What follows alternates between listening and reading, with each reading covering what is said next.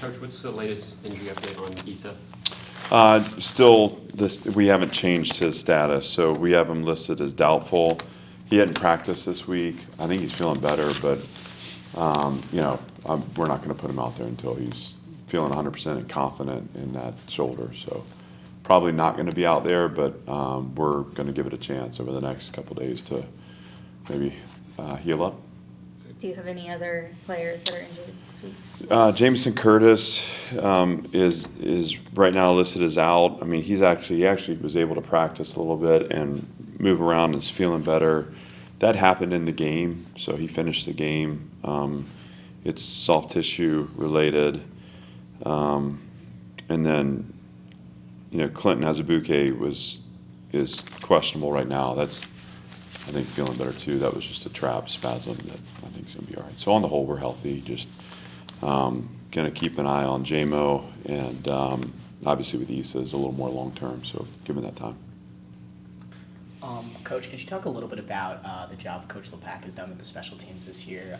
Obviously, we've seen kind of a pretty strong unit so far, and how does that focus that you guys put on it in practice impact what goes on the field? Well, it's an important part of our success because we feel like we have to win the margins, and the margins that come up on special teams become critically important to team performance. So they kind of set the table for our offense and our defense. Obviously, we're looking for them to be explosive play units too, which we've had with the punt block and in the past with some punt returns in critical moments. So there's not enough time to take on what I feel about Jeff and what he's done. I mean, this is 2 years. Gave him the opportunity a year ago because I knew he was ready for it. Cares a lot about it. Establishes relationships. Shane Gallant too, who's his assistant. I think those two guys form a really powerful team, and they create an advantage for us. And then our players buy into it, and as you say, we invest time into it. So it's not something that we push to the side. We keep it kind of front and center in our process. And as we've elevated the players in our program by developing and recruiting and all those kind of things, retaining, our speeds are up, we're more physical. That's going to help on coverage teams. That's going to help your explosive skill on special teams. The time and attention put into it, obviously, and then both Jeff and Shane working hard to have the tactics right. All of that, we feel really confident about how we play in that phase, and it's an important part of our success. Coach, your defense, it just seems to get better and better as the games have gone on. So can you just talk about, especially also when you pressure the quarterback, so can you just talk about the job that Coach Gregory has done and also the defensive line's ability to just get to the quarterback? Certainly. Steve's been great, very smart football mind, has, I think, a really good feel for the game as a play caller.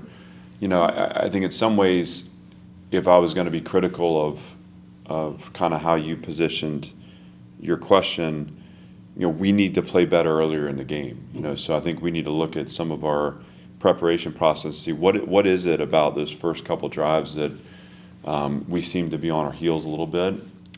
That's just to have a point of criticism, because that's a focus and that's something we need to do better. I think what we've settled into is a team that is opportunistic on the ball, which is obviously takes points off the board every time you can create a turnover.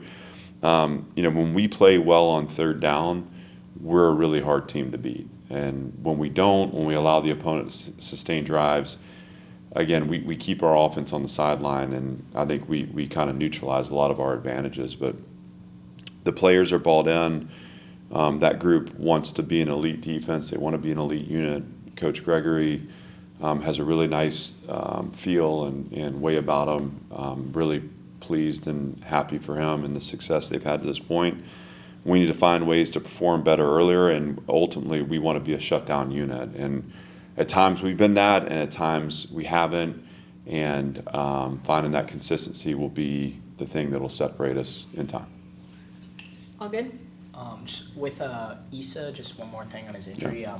Did he, when he played against Virginia Tech, did he re-injure anything there, or do you regret putting him out there? No, because it's not a matter of he doesn't have strength in that shoulder right now. So it's not uncommon to play through these injuries, but it's also not fair to him to put him out there when he isn't full strength.